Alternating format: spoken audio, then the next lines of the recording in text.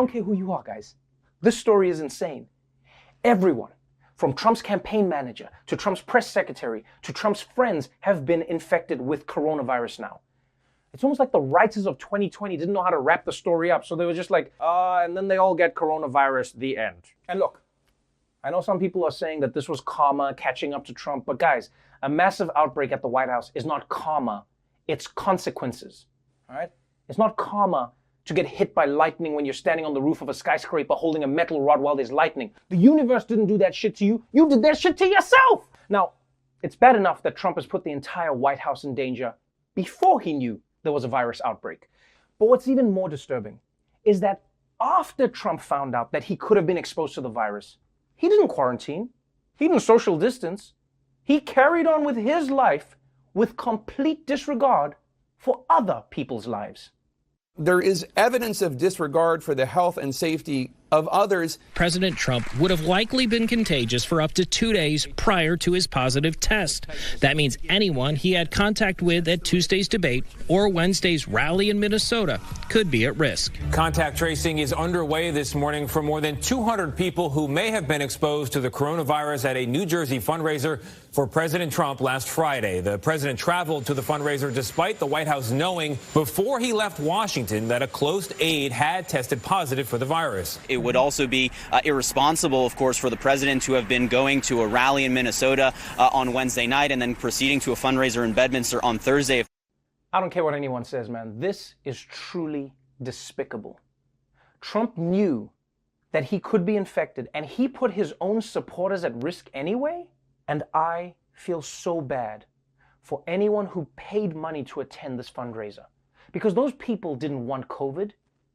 They just wanted to give Trump enough money so that he'd let them dump chemicals in a river. Why should something bad happen to them? And not only did Trump keep his exposure to coronavirus a secret from his donors, but get this, the Trump campaign also never told the Biden campaign about any of it, even though they had just been debating a few feet apart while Trump was likely contagious. Which honestly is surprising. I thought that if anyone would know the protocol for informing partners that you may have infected them, it would be Donald J. Trump. In fact, this is probably the first national security secret that Trump has actually managed to keep a secret. He won't tell you he might have COVID, but brief him about a new weapons system, and on Twitter he'll be like, "We got a new missile that's totally unstoppable unless you know the secret code is 32495, ## pound pound pound." And if downplaying the virus was on brand for Trump, well, so was what came next. A blizzard of dubious medical information, vague promises, and self-serving lies. The president's doctors and White House officials have been giving confusing and conflicting information about the president's condition all weekend. On Saturday, White House Dr. Sean Conley repeatedly dodging questions about whether the president was so sick he needed oxygen. Yesterday and today, he was not on oxygen. Thursday, no oxygen, none at this moment. Yeah, and yesterday with the team, while we were all here, he was not on oxygen. But now, Conley says he did actually administer oxygen to the president on Friday at the White House after his blood oxygen dropped. I was trying to reflect the upbeat attitude that the team, the president, that his course of illness has had. I didn't want to give any information that might steer the course of illness in another direction, and in doing so, it came off that we were trying to hide something, which wasn't necessarily true. Conley also caused confusion by suggesting the president was initially diagnosed Wednesday. The White House later claimed Conley misspoke. And Chief of Staff Mark Meadows has also contradicted himself. He has mild symptoms. Saying that Friday and then admitting the very next day that in fact the president's vital signs had been very concerning and we are still not on a clear path to a full recovery. Do we have an accurate picture of how the president is doing? Well, the answer is no. I'm going to be honest here. I feel bad for this doctor. Yeah, I know, because guys, in all his years at medical school, the one thing he probably never learned was how to bullshit an entire country. Think about it.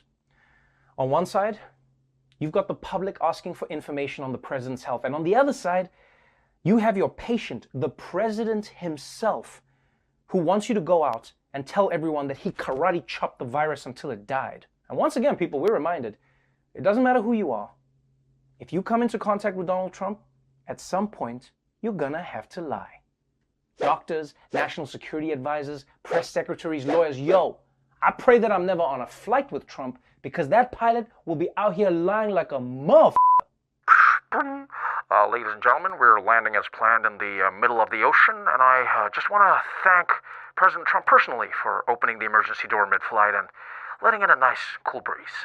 So right now, as it stands, there's been so much deception from the White House that even though Trump is leaving the hospital, we just don't know what condition the president is in right now. Because while Trump's spin team is painting a rosy picture of his health, outside experts say all the medications that Trump is being given suggest that he's not doing that well. But then again, there's also the possibility that Trump doesn't need all the drugs he's getting, he just wants them, and the doctors are too afraid to say no. Give me all the pills, all the oxygen, and while you're at it, give me a boob job. Because people, these drugs are no joke. Like for instance, just the steroid that he's on, dexamethasone, is wild. Like, listen to this. They say it can cause bad side effects like confusion, delirium, mania, irritability, mood swings, and feelings of grandiosity. Are we sure Trump wasn't already taking the steroid? So just like his handling of coronavirus as a whole, Trump's handling of his own brush with corona has been marked by secrecy, deception, and just generally ignoring science like it's one of his children. And one other thing that has remained consistent is that, as always, the thing Trump cares most about is how he looks.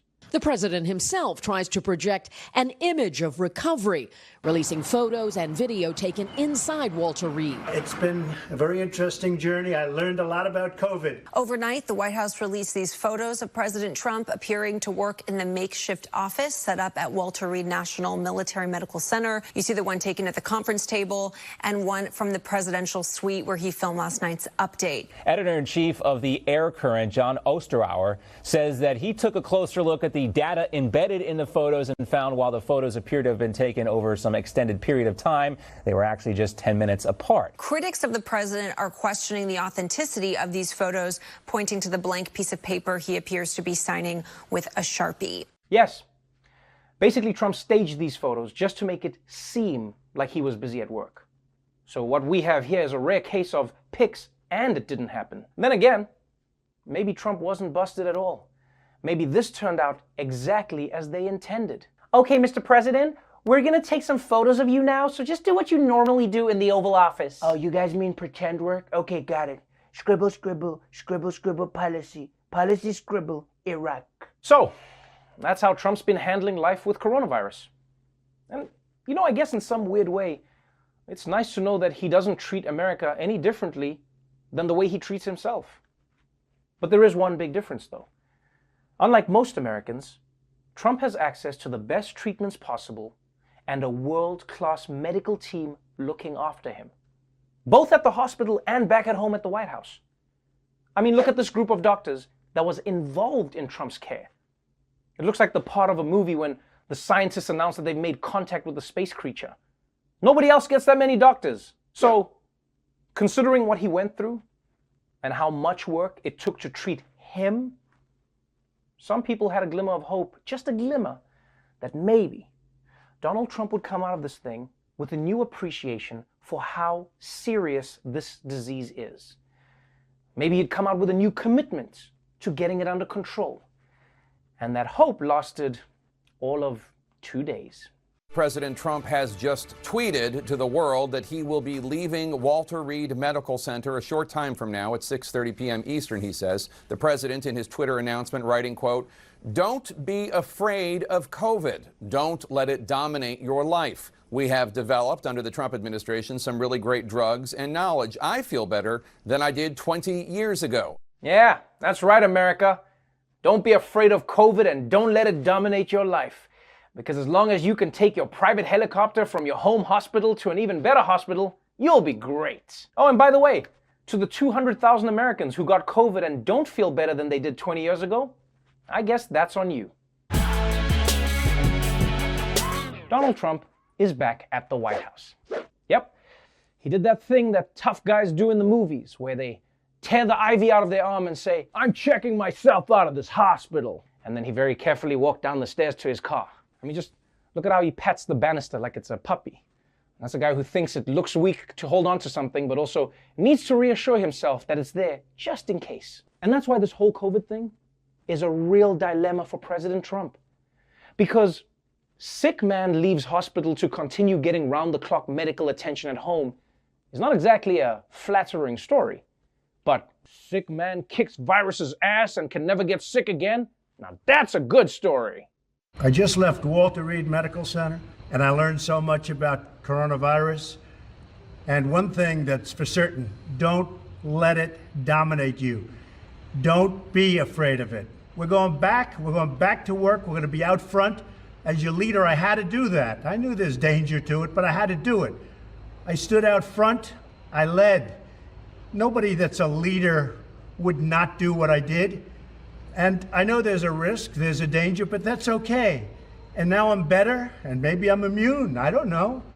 Maybe I'm immune. Maybe I'm Spider-Man, and I can shoot webs out of my wrists. Who knows? Pew, pew, pew, pew. What the hell kind of a thing is that to say? Maybe I'm immune? I don't know.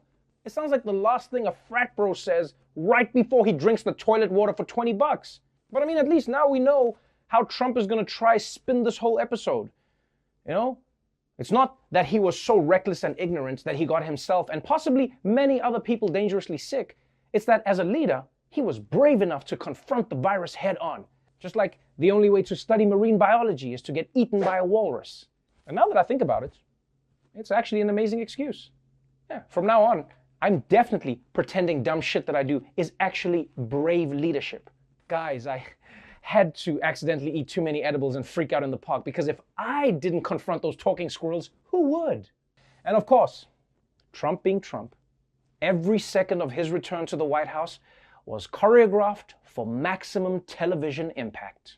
This morning, President Trump is back at the White House. The president stood on a balcony and removed his mask in a dramatic gesture. A double thumbs up, a salute, and no mask. The president is going inside those doors, and then he comes back out still without a mask on, apparently to reshoot his entrance into the White House. It's about 4 people within close proximity of the president who, of course, like we said, is not wearing a mask. This is part of this staged entrance that the president is making, where he wants to be back at the White House.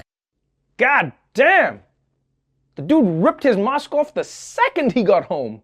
And I know Trump thinks this is a triumphant moment, but he's presumably still riddled with COVID. And he's about to walk indoors and expose it to everyone inside? Yo, this wasn't a photo op. It was a biological attack on the White House.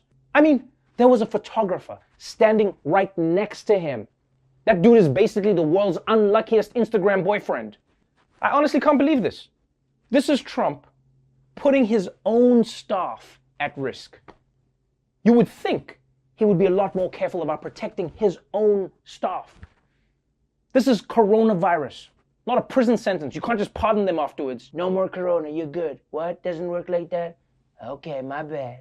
Now, it would be hard to believe that Trump getting infected, going to the hospital, and then going home once he was slightly less sick is some kind of impressive victory for him.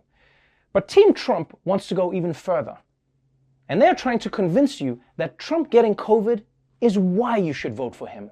The president has coronavirus right now. He is battling it head on as toughly as only President Trump can. The president, by fighting this, is kind of leading the way. I mean, he's a general that leads from the front. He's not asking people to take risks that he doesn't take. That's what America needs right now. We need somebody who's going to get us to realize that we can live with this risk. This is like when the general gets wounded by the invisible enemy, goes and gets patched up, and then gets right back to the front line. U.S. Senator Marsha Blackburn took to Twitter to celebrate. She says, quote, President Trump has once again defeated China. Welcome home. Listen, he has experience as commander-in-chief. He has experience as a businessman. He has experience now fighting the coronavirus as an individual. Those firsthand experiences, Joe Biden, he doesn't have those. Really? Joe Biden doesn't have the experience of being infected with corona? Man, you almost got to appreciate the balls of the Trump campaign. Who else would come out and say, look, do we really want to vote for someone who understands how masks work? I mean, by that logic, Trump can't understand any issue until he gets his ass kicked by it first. I mean, he should be going around like, how can Joe Biden save the auto industry when he hasn't smashed his hand closed in the trunk? Ah, I'm ready. Look, man, there's nothing noble about getting corona because you refused to be safe.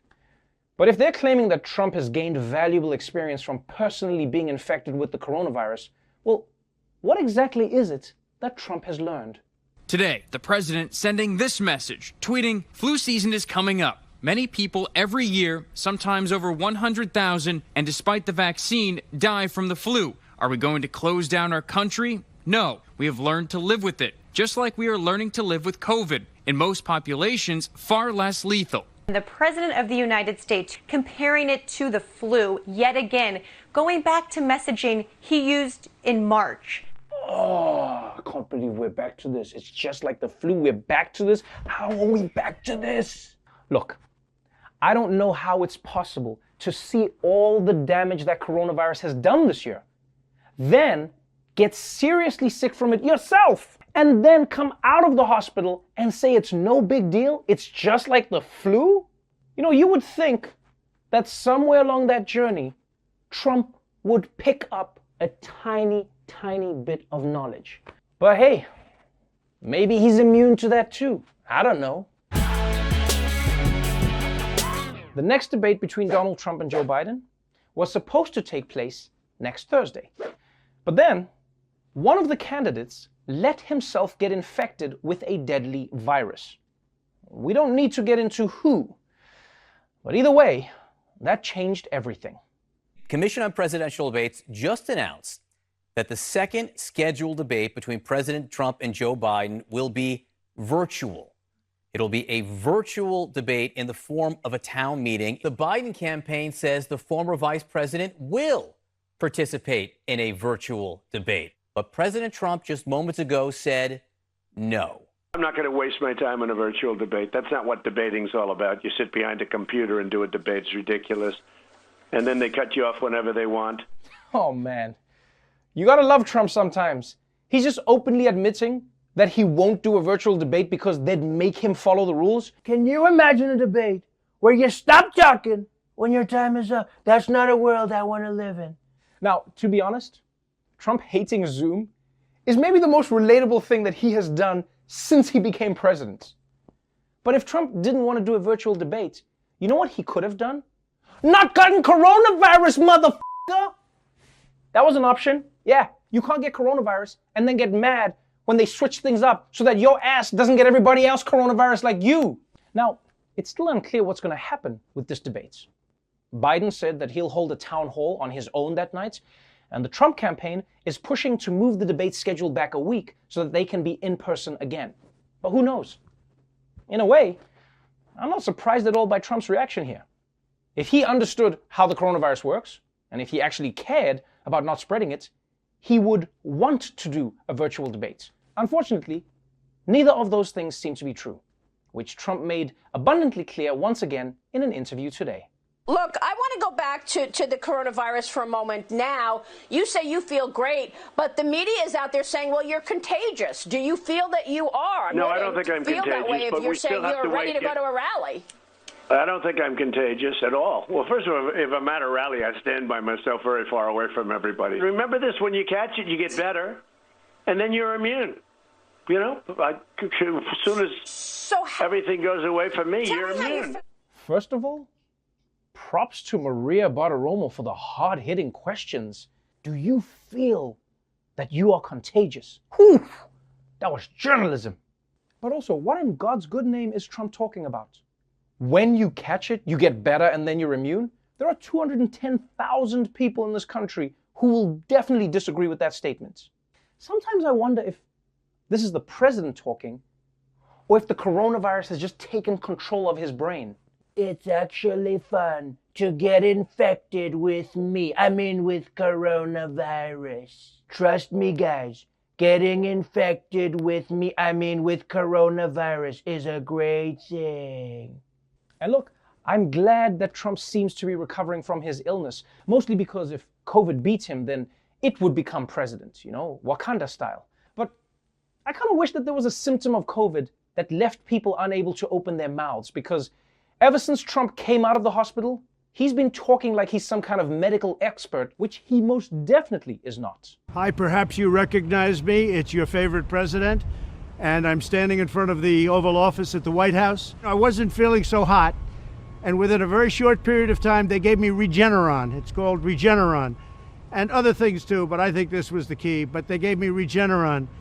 And it was like unbelievable. I felt good immediately. We have medicines right now, and I call them a cure. I went into the hospital a week ago. I was very sick. And I took this medicine, and it was incredible. It was incredible. I could have walked out the following day. We're going to make them available immediately. We're taking care of our seniors. You're not vulnerable, but they like to say the vulnerable, but you're the least vulnerable. But for this one thing, you are vulnerable. It's always nice to get a clear public health message from the president. Seniors are not vulnerable, but they're also the most vulnerable, but they're totally invulnerable. I think I nailed it, guys. In the second take, one take. That's what I do. I beat it. I kill it just like I did with Corona, baby. By the way, how messed up is it that Trump spent months telling everyone to take hydroxychloroquine, but then when he actually had the chance to take it, he dumped it for a younger, hotter drug? Hydroxychloroquine is probably scrolling through Instagram right now like, oh, I get it. You're with Regeneron now? Okay, I'm happy for you, Trump. But this is crazy, guys. Trump thinks that because he got better, he found a miracle cure and coronavirus isn't a problem anymore? I mean, that's a pretty dangerous thing to tell people. Honestly, the only medically appropriate thing about these videos is that clearly Trump's staff locked him out of the White House for 2 weeks. So there's nothing responsible or presidential about what Trump is doing right now. But the good news is, if he loses in November, this man has definitely got a backup career hosting infomercials. Hi, perhaps you recognize me. It's your favorite president. I got back a day ago from Walter Reed Medical Center. I went in, I wasn't feeling so hot. And within a very short period of time, they gave me Regeneron. It's called Regeneron. And it was like unbelievable. It just made me better. Okay, I call that a cure. I want to get for you what I got, and I'm going to make it free. I think this was a blessing from God that I caught it, because I feel great. You're going to get better fast, just like I did. So again, a blessing in disguise. Good luck.